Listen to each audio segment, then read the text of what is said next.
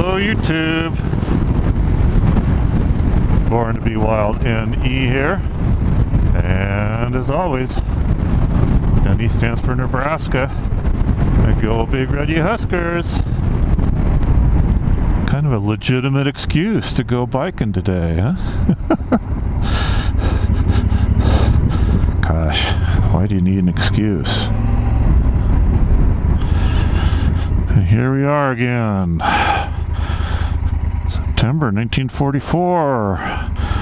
Tibbets visited Fairmont and selected the 393rd Bomb Squadron of the 504th, joined the 509th Composite Group at Wendover Field in Utah. This group dropped both atomic bombs on Japan.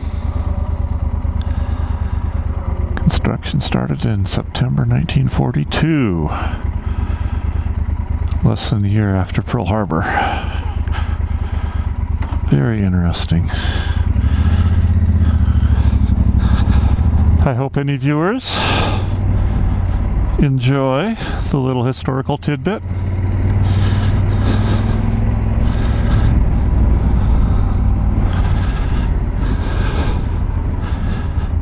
I enjoyed it, and I enjoyed the ride that was absolutely necessary in order to bring it to you.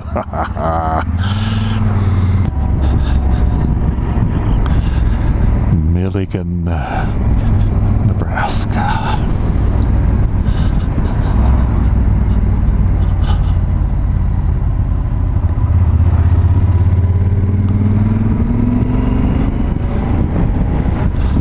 Oh look, a curve! Oh, I should be going faster and lean into it. Oh my goodness. Obviously, like most people, I was taught when there's cars coming at night with their headlights on to kind of watch that white line at your right. Take your eyes off those headlights and watch that white line till they've gone by. But if there's no white line, or it's hard to see because it's really deteriorated, or it's rainy or whatever, it just makes it harder than it needs to be. I wonder how much it costs to paint a mile of a highway such as this.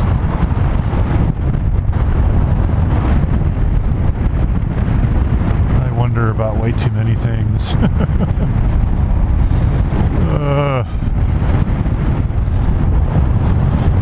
The curse of an inquisitive mind.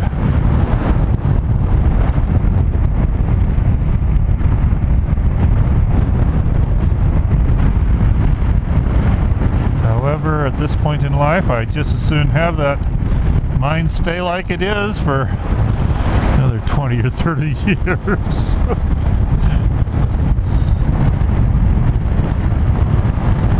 Just avoid the deer, raccoons, possums.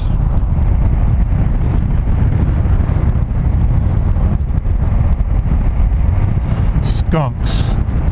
There, that's the best piece of advice I have. Avoid the skunks.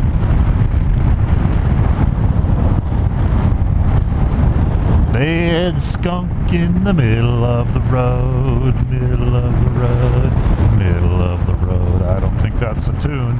I'll have to look and see if I can find that online. That's an oldie.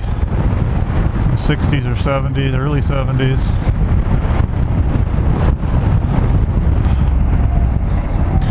That's Milligan, Nebraska over there.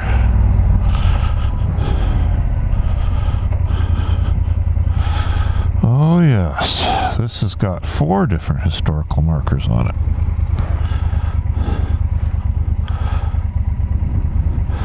First one is a blizzard of 1888. One of the most spectacular and harrowing events in the history of the Great Plains was a blizzard of January 12th, 1888. Other storms had produced colder temperatures and greater amounts of snow.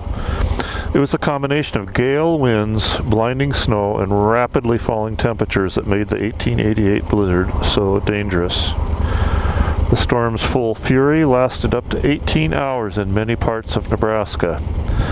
Because of the suddenness of its onset, the blizzard caught many children away from home in one-room schoolhouses.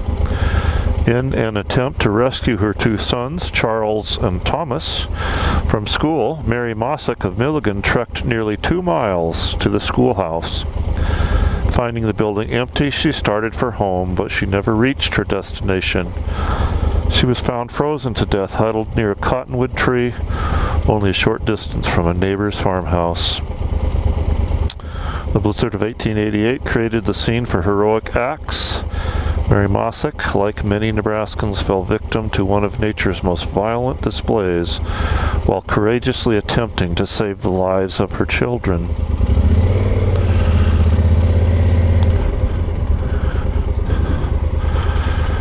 The next one, two B-24 Liberators crashed near Milligan in 1943. On October 25th, 1943, 4 B-24 Liberator bombers from the Fairmont Army Airfield were flying in formation. At approximately 4 p.m., one bomber broke formation and the pilot of a second, as trained, moved toward the vacated position. When the first bomber returned to its position, the two planes collided. At an altitude of 20,000 feet, it was the highest fatal World War II training accident in Nebraska. One bomber crashed in the adjoining farm fields of Frank Hromodka Sr. and Anna Matijka, 2 miles north and 1/2 mile east of Milligan. The other crashed in the farmyard of Mike and Fred Steck, 3 miles north and 2 miles east of Milligan.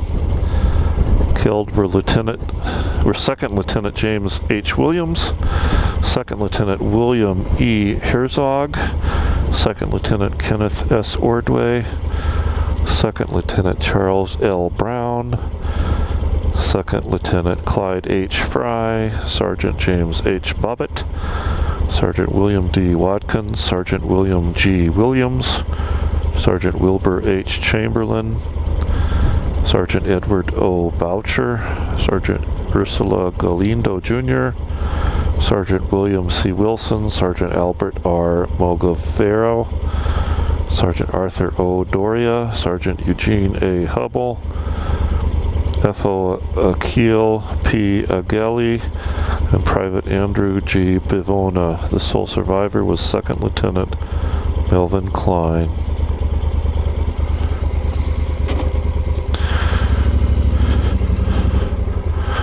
Next one, BT-13B Valiant and P-47D Thunderbolt crash, 1944. On May 10th, 1944, an instructor pilot and a student pilot were flying a BT-13B Valiant aircraft back to the Bruning Army Airfield after a training session. At the same time, a P-47D Thunderbolt fighter, whose pilot had been conducting individual training, was returning to the same airfield. Neither pilot was aware of the other aircraft's presence, and both planes were far from the airfield control tower. After both aircraft made simultaneous turns, they were suddenly headed directly toward one another at a high rate of speed. A mid-air collision occurred at approximately 4,000 feet, causing both aircraft to spiral toward the ground. The BT-13 crashed on the Frank Steik farm, approximately 3 miles west and 2 miles south of Milligan. P-47 crashed on the Fred and Dorothy Steik farm, approximately 3 miles west and 3 miles south of Milligan. P-47 pilot F.O. John Dobany was killed. Both pilots in the BT-13 bailed out. The instructor pilot, Second Lieutenant Frank W. Marinock, survived, but the student pilot, First Lieutenant William D. Jager, lost his life.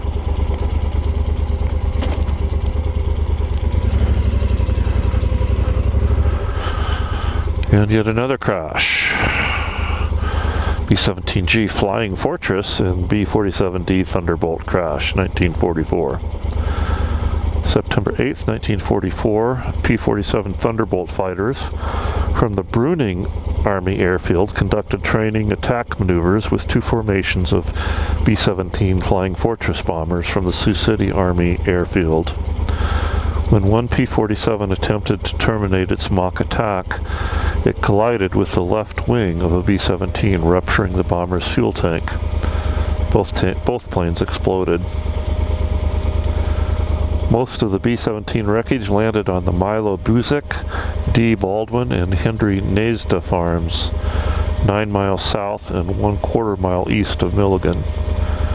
The tail section fell on the Lester Krupika farm.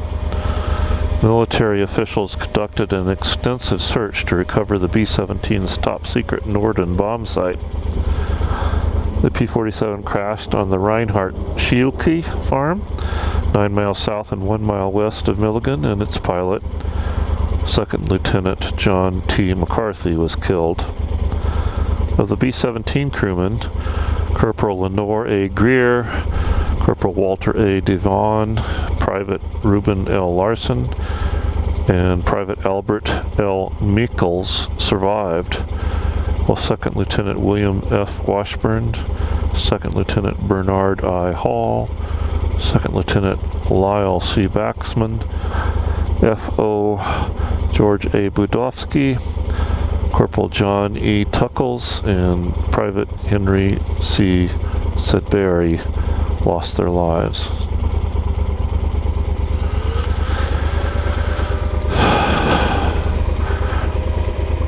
So, I guess we see that all that training activity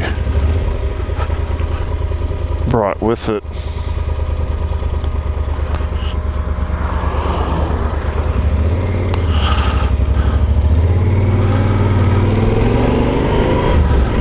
some tragedy.